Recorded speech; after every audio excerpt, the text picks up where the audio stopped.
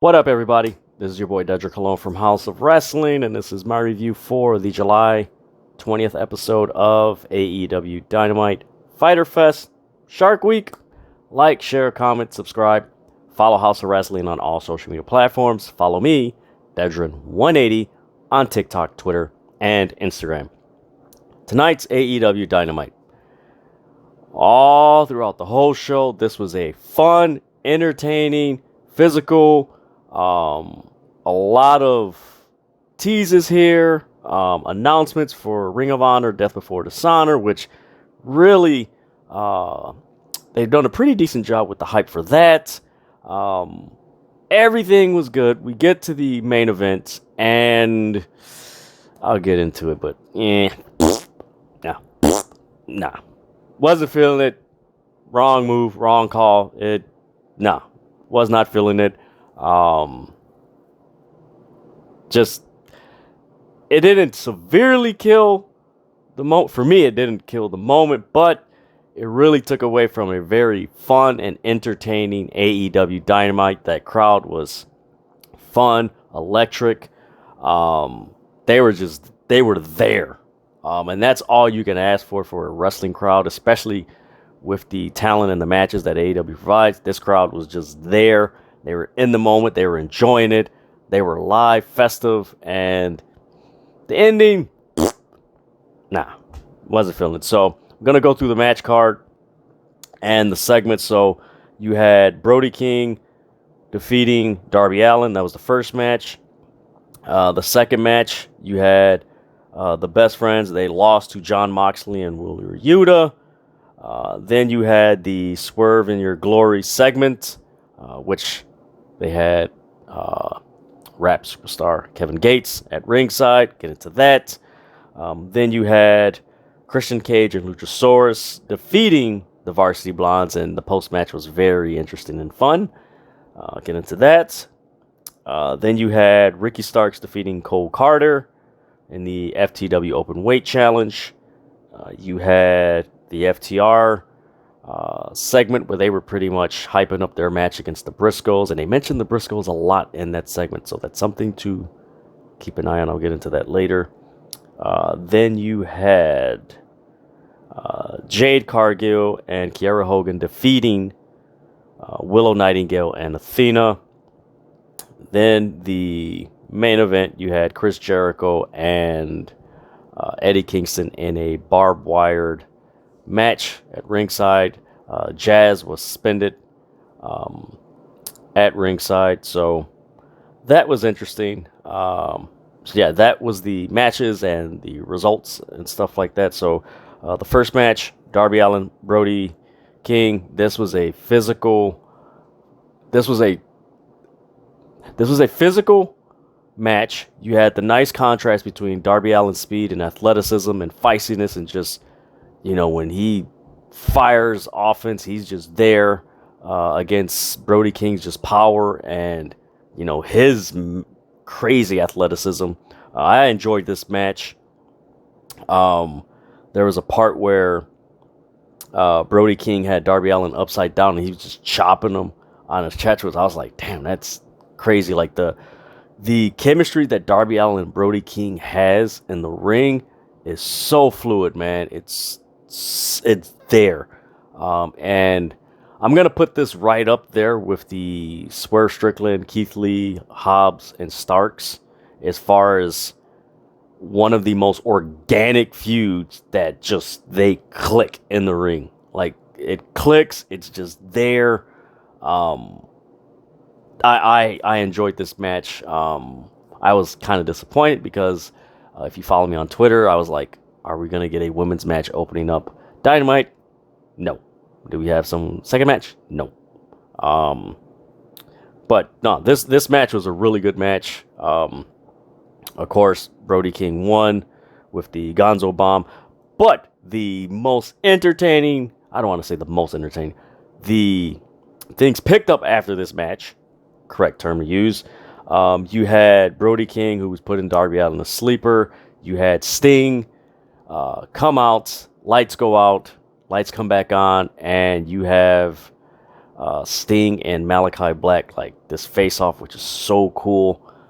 The crowd went nuts for it. Then Brody King, he has Sting in a sleeper hold. He's choking him out. Music hits. It's Miro. He comes out with sunglasses, and he's just looking at Malachi Black and Brody King. And of course, if you remember last week, Miro cut the promo. Am I fighting you or am I with you? Something along those lines. So it's an interesting dynamic. I love this because they're teasing, okay, is Miro with the House of Black or is he going to side with Sting and Darby Allin? That's an interesting dilemma that's unfolded with that whole dynamic. I enjoy it. I like Miro. I like Sting, Darby, Malachi Black, Brody King. I like all these guys in here. Really cool, simple way to further this storyline.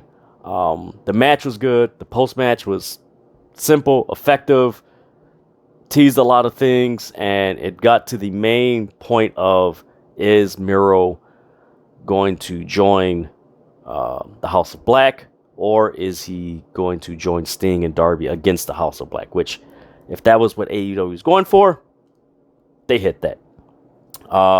Then you had backstage segment with Cole Carter and Ricky Starks. Of course, that was hyping up their match later. Then you had Best Friends versus Wheeler Yuta and Moxley. For me, the highlight of this match was the back and forth, like, forearm exchange between Wheeler Yuta and Trent Beretta. Of course, their heat goes back to when they were in Roppongi, or when Yuta was in Roppongi Vice, and Yuta accepted the he challenged Danielson and Moxley and stepped up to the plate, and he went with the Blackpool Combat Club. So there's been that friction. I hope this leads to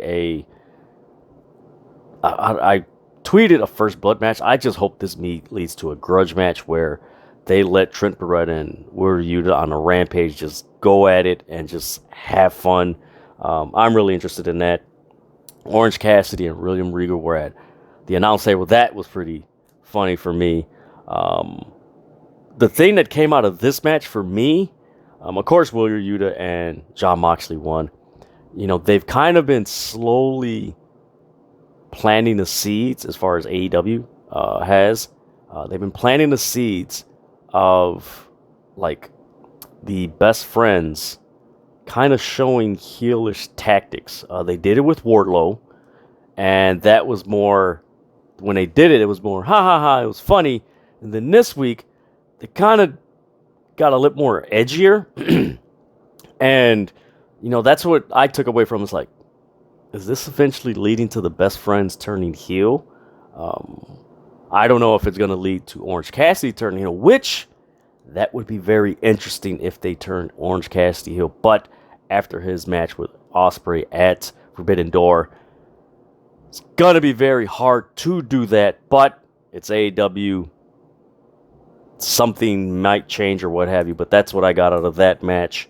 Then you had the video package of Claudio Castagnoli versus Gresham. I like this video package because, of course, on YouTube and just various the Honor Club, you can watch old Ring of Honor matches with Claudio, formerly Cesaro, and they showed Claudio in Ring of Honor, which is like, oh man, okay, this is full circle.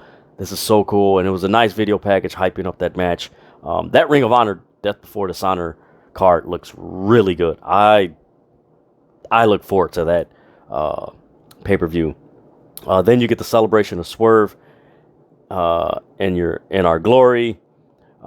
You had Bask in Your Glory chants. You had Whose House? Swerve's House chants. Swerve Strickland, he shouts out Kevin Gates, who is at ringside. For those of you who don't know who Kevin Gates is, he is a highly, highly popular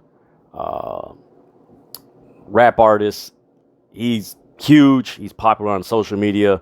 I like that they gave him a shout out. Actually, I like that, but man, they keep doing my man West Side Guns wrong, man. Like, come on, man. Like, shout him out. Like, give him some love. He's been giving love to the wrestlers and everything. Like, come on, man. Just give him some love. Then Mark Sterling comes out with Tony Nese, and shout out to Phil Lindsay from Graspity. He pointed this out, and I didn't think about it. I was like, so they come out, and there's already like this cake and champagne, and like, how the hell did they set that up so quickly? So Mark Sterling is like, I got a petition to get Swerve removed from the AEW roster, and he goes to Kevin Gates, and he's provoking him, and he's like, you know what, if you're not going to sign it, your music sucks, you're trash. And Kevin Gates, he tries to go after Mark Sterling. Tony Nese interferes, and he's like jawing at him. Kevin Gates just stuck him and knocked him down. And then Swerve Strickland threw the cake in Mark Sterling's face. Pretty cool.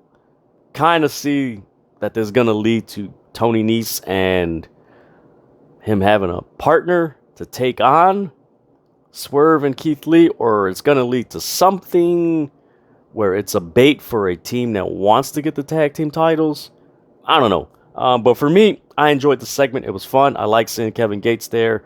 I like when AEW integrates people who are very popular in pop culture into their program. They don't do it a lot. Of course, with a 3-year program, they didn't do it a lot. Of course, they did it with Shaq, Snoop. But to integrate more artists, pop culture artists and actors and stuff like that, that's cool. I like them. They've actually been doing it a lot this year, which is cool to see. Then we get a backstage segment with Silver, John Silver, Reynolds, the Butcher and Blade. Long story short, they give t-shirts. Butcher and Blade, Silver and Reynolds give Butcher and Blade t-shirts. Butcher and Blade don't like it. They beat him up. Hangman Page comes in. He runs them off, so he saves them. That was pretty much that segment. It is what it is. Then you had the Varsity Blondes versus Christian Cage and Luchasaurus. Basically, Luchasaurus beat the hell out of Brian Pillman and Gift Garrison. Luchasaurus beats him up. Christian Cage gets the tag. He tags him, pins him. 1-2. He pins one of the Varsity Blondes. 1-2-3. He wins. He's celebrating. All of a sudden, music hits. Jungle Boy comes out. The crowd went. Man, that was a loud reaction for Jungle Boy. He comes down. Luchasaurus steps outside the ring, stands in front of him, and they have this stare down. It's like, okay, man. It's like, man, is Luchasaurus going to attack him? Man, what's going to happen? This is the first time that they've interacted since Luchasaurus has turned heel. Luchasaurus steps aside, and then he stays by him for a while, and you're like, okay, Luchasaurus is going to turn on him, like he's going to hit him, like, oh, it's going to add to the dynamic. Nope. Jungle Boy chases Christian Cage through the ring, outside the ring, up the outside into the crowd, and up the stairs and through the arena. So he's chasing him. I like that. It's good to see Jungle Boy back. It's good to see wrestlers who were hurt and injured starting to come back. I know there's a few more wrestlers in AEW that are hurt, but man, it's really cool to see them come back, and it was a cool interaction. I like this. This goes along the lines of the Malachi Black or the House of Black and Sting, Darby, and Miro. It was simple.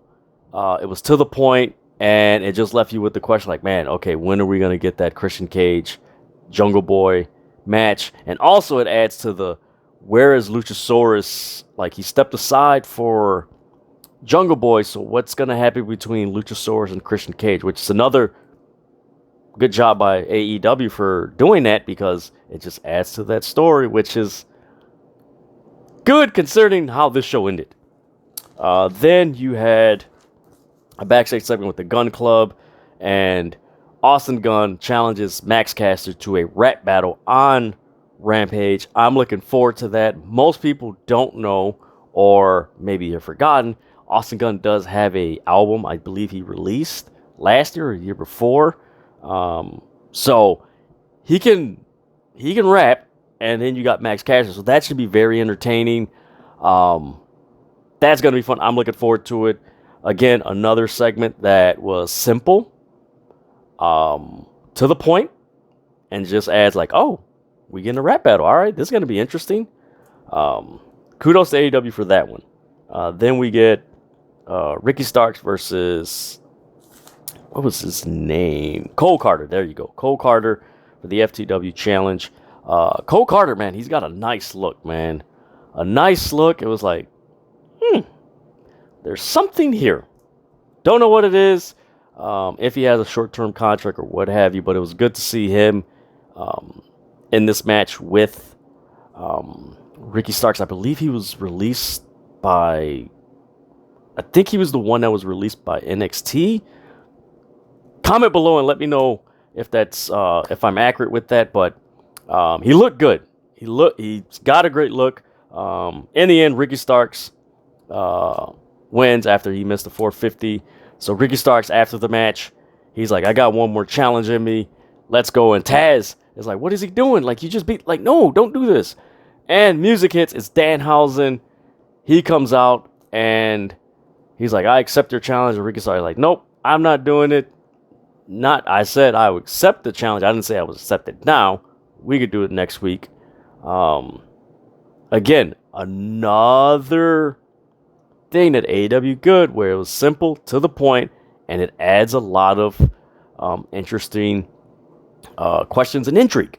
One, it's going to be cool to see Danhausen and Ricky Starks, but the bigger picture to this is what's going to happen with Hook, Hobbs, and Starks, because Hook has been teaming with Danhausen lately.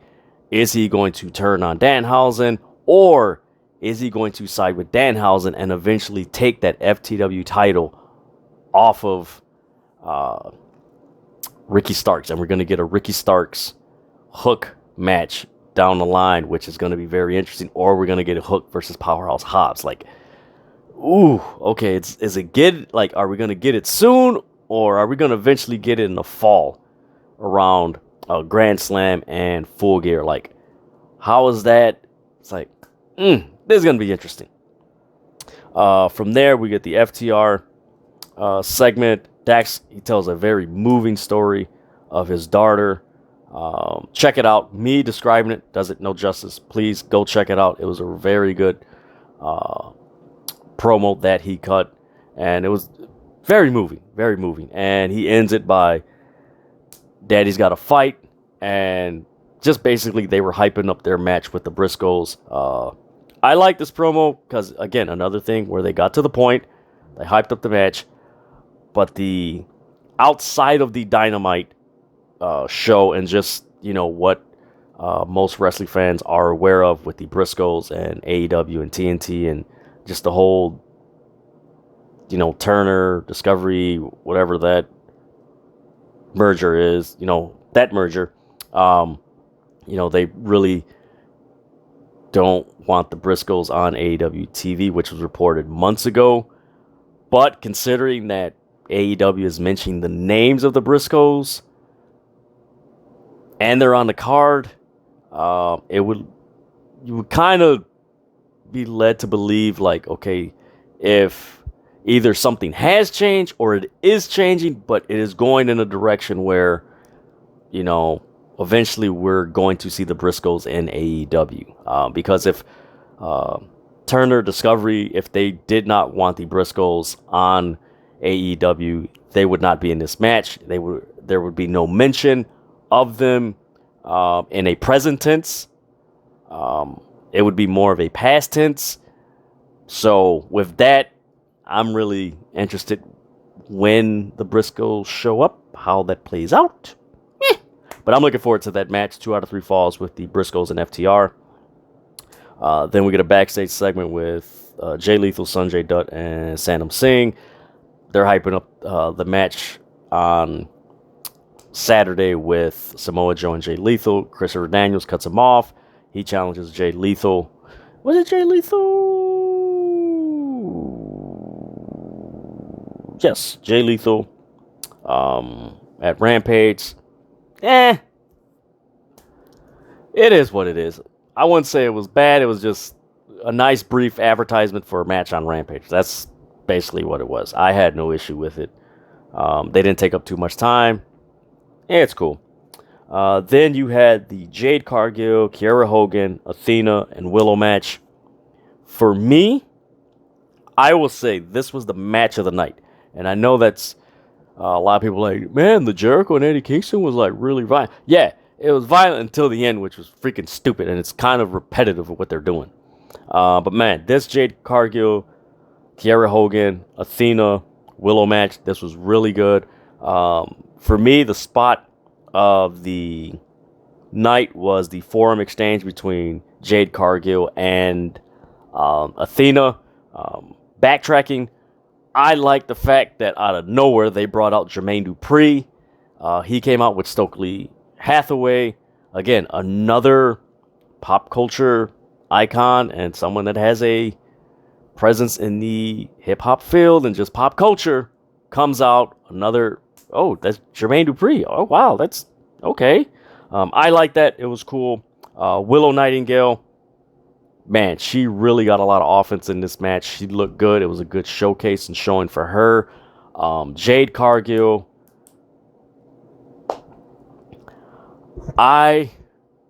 this is a prediction. I do think that we are going to see Jade Cargill hold both the women's title and the TBS title. I love Thunder Rosa and I love all the women wrestlers there. I love them. You guys know in my reviews I've been pretty much saying that they need more women's matches. The women's match should be on, at least one woman. Have a women's match open Dynamite. Like it's only been one in the 3-year history. I do think they're going to. It's leading towards Jade Cargill winning both titles. She's just strong. She has it. The crowd reaction between her and Athena, that interaction, just the crowd was behind it. It was hot. For me, it was the hottest moment of the night. And by hottest, I mean the crowd reaction, the reception they had, the crowd was into, like, just everything just fit. And I love this match. But man, Jade Cargill, she is there. Of course, there were some things in this match that was like, but in the end, it was entertaining. It was fun for me, and I tweeted this to Phil Lindsay from Grapsody. I'm like, hey, man, if we get Sasha Banks and Jade Cargill in 2023, that is going to main event. That's either going to main event a AEW Dynamite or a Battle of the Belts, or it is going to be probably main event a AEW pay-per-view, because that match would be massive, and just the whole news surrounding Sasha Banks and her appearance at C2E2 in 2023, is when she'll start accepting wrestling bookings. Just saying, 2023, we might get Jade Cargill and Sasha Banks. Just saying. But man, I like this match. Jade and Kiera Hogan, they win. It was just, man, check this match out, man. This was fun. I like this because you had Jade Cargill, a young up-and-coming wrestler. You got Kiera Hogan. Of course, she's been around in Impact and everything, but she's pretty much young as far as a national TV audience. Athena, she's young, but she's coming off of a WWE TV and really not a lot of exposure when she was over there, but she's getting it here. Willow Nightingale, she's been tearing it up on the indies. She was in Ring of Honor before it closed back in October, but to see her on a nationally wrestling television show showcase that, it was really cool to see this. I liked it. It was a fun match. I'm really interested to see where this whole thing goes, and it's fun for me. Then you get a backstage segment with Thunderstorm, Thunder Rosa, and Tony Storm. They're promoting the match between Thunder Rosa and Yamista, I believe that's her name is. She's going to be wrestling Thunder Rosa next week for the AEW Women's Championship. She beat Thunder Rosa in Japan, so that's going to be interesting. And then you had Jamie Hayter and DMD saying, yeah, you guys should face us. And, of course, on Rampage, or either Rampage or next week, Rampage, you're going to get Britt Baker and Toni Storm. Decent segment, but like I said, I think this is leading towards Jade Cargill getting both titles because just the way that they've gone about booking Thunder Rosa, like it's been very kind of underwhelming, and it's not Thunder Rosa's fault. I think watching all the AEW shows and everything, there have been times where Thunder Rosa matches should have been the second or third match, not the match right before the main event. And I'm not the only one has brought that, that has mentioned that on a podcast or anything. I know Will Washington from Bradford brought it up on their Saturday show, and I've seen a few other people mention it. Like, they don't know why AEW has put the women's match right before the main event. They don't know when that's happened. I noticed that back in their second year during the pandemic, they did have a few women's matches that were the second match or the third match, but for some reason they're having these women matches right before the main event. Don't know the reason why, but eventually we'll get it. When the more women that are injured are healthy, they return, and if they pick up a certain boss next year, they're going to have to change some things up, especially with the Ring of Honor TV show that might be starting in the fall or something. I don't know. They haven't discussed anything, but it has been mentioned. They're going to have to do something because this is very, for as much time as they give to the men, there's certain segments, backstage segments, they can cut out and just give another match and a segment to the women and just have it balanced off. I mean, you have two shows. You can balance it off. You have Elevation, which you can reformat and just have that more as your third show on YouTube. You're doing great numbers. So then you get the rundown. So, yeah, you're going to get Paige and Silver versus the Butcher and Blade on Rampage. You're going to get Lee Moriarty and Dante Martin next week. Or on Rampage, you're going to get Jay Lethal and Christopher Daniels on Rampage. And then they announced the Death Before Dishonor card. Two things that stuck out for me. So you're going to get Willow Nightingale versus Alyssa Kay.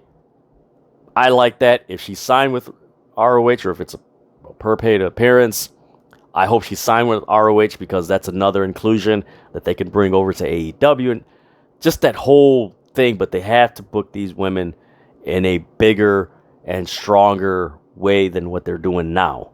And then you're going to have Dalton Castle and the Boys versus the Righteous. Yes, Vincent Bateman. I can't remember it's on the tip of my tongue of the third guy. I know his name. But yes, the Righteous and the ROH six-man titles are on the line. I'm jacked for that. This is going to be fun. Then we get to the main event, the barbed wire match. The funny thing about this, the good thing about this match and the funniest thing about this match was the way it started. Jericho comes out, he's a painmaker. Eddie Kingston comes out, he grabs the microphone, which is wrapped in barbed wire from Justin Roberts, and starts beating Jericho in the head. That was funny. That was hysterical. Of course, you had spots of going through barbed wire. It's a barbed wire match. If you've seen one, you've seen them all, just in different places. Not to take away from it, but I enjoyed this match up until the end. You had Ruby Soho at ringside. They're going back and forth. Then Ty Conti comes down ringside, and her and Ruby Soho are fighting. Then out of nowhere, Anna Jay comes down to ringside. And she breaks them up. She's like, what are you doing? What are you doing? And she just hits Ruby Soho. So apparently Anna Jay has turned heel and joined Tay Conti. She gives her the key. mind you, Jazz, you have 2.0, you have Hager, and you have Garcia up in the Shark Tank. And I noticed this when they mentioned the names. I'm like, wait a minute, Sammy Guevara's not there. Where's Sammy Guevara? And it's been 2 weeks since he got thrown off the cage. I'm like, where's Sammy Guevara? Sammy Guevara is going to interfere. So you kind of seen that right away. It's like, okay, Sammy Guevara is going to interfere at some point. Then you have the Blackpool Combat Club. They come out. They start beating everybody. Then Sammy Guevara comes out. He interferes. You have a couple near falls. Then you have like this mix-up where it was like Jericho. It looked like Jericho was going to miss Eddie Kingston. Like, it was just clunky the way it happened. He hits Eddie Kingston, pins him 1, 2, 3. That's the match. This is exactly how the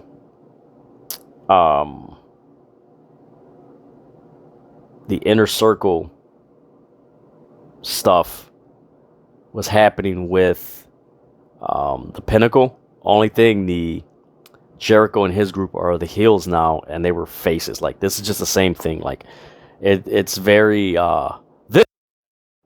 the Jericho. I'm not gonna say AEW's stuff is repetitive. Jericho's stuff in AEW is becoming repetitive. Where this goes, Eddie Kingston should have won, especially the way this crowd was hot and the way he started off the match. And then after the match, he beats up Sammy Guevara, and then he throws he throws Jericho through this plywood of barbed wire, and he throws him, and Jericho's trapped, and he's shaking, and Eddie Kingston is a hero. Like, he's celebrating, like he got it, he's like shining good at the end, but it's like, for that, you should have just had him win. Like he should have won. Like, why did you do that? Like, huh? But yeah, it's like Jericho stuff is starting to get, let me rephrase that. It's not starting. It has been repetitive in AEW. And I know he could, like, he the stuff that he did before this was good, but this right here just didn't hit, man. Eddie Kingston should have won this match, especially since he threw Jericho after the match into the plywood. Like, he just should have won this match, and I don't know, it just kind of like, it kind of brought everything down. Not to a point, because Eddie Kingston, but it just, like, I don't know. So, I mean, the only good thing about this match is, okay, what's going to happen with Anna Jay and how that dynamic with her and the Dark Order, what's that's going to lead to. Yeah, this match, everything was good until that end, and it just, that's how Jericho's matches, like, his feuds have been in the last year, where it ends in this guy shouldn't have won. Like, they should have won. The Pinnacle should have won the Blood and Guts. Actually, they did win the Blood and Guts, but, like, at that time, people were saying, okay, when that happened, like, they should have broke up the Inner Circle, and it just wait this whole time. Like, I don't know, man. It's, yeah, Jericho stuff is getting repetitive. I just did not like this ending. It made no sense, and where they're going, Eddie Kingston and Sammy Guevara, but, like, Sammy Guevara has been getting his ass kicked in a lot of matches, so it's just, Sammy Guevara's right back to what he was doing in the Inner Circle when they were heels, so it's just like, alright, it's not entertaining, and a lot of people, a few people might get turned off by this, because it's like, okay, Jericho's doing the same thing. I had someone comment, because I tweet, I'm like, man, this is like a typical WCW Monday Nitro ending, and someone retweeted it, or they quote tweeted, and they're like, yeah, Jericho's becoming Hogan. Just saying, that's what they said. But overall, this was a fun show. In spite of that ending, you had a lot of stuff that's, the Jade, Cargill Baddies feud with Athena. that's interesting. The Danhausen Starks FTR challenge, the Gun Club acclaimed rap battle, the Death Before Dishonor card, Sting, Darby, Miro, the House of Black. Trying to think what else. Then the Jungle Boy, Christian Cage, Luchasaurus, Dynamite. So in spite of that ending, you did have more things that, that are very interesting. But the ending of this, Eddie Kingston should have won. Like, he should have won. And if he wins, this show is phenomenal. But with this ending, the show was good. But the ending, Eddie Kingston should have won. So that is my review for AEW Dynamite, Fyter Fest, Shark Week, whatever they called it. Like, share, comment, subscribe. Follow House of Wrestling on all social media platforms. Follow me, Dedrian180, on TikTok, Twitter, and Instagram. With that, like I always say, stop fighting over wrestling. Enjoy it. And if you don't have nothing good to say, just don't say it. All right, with that,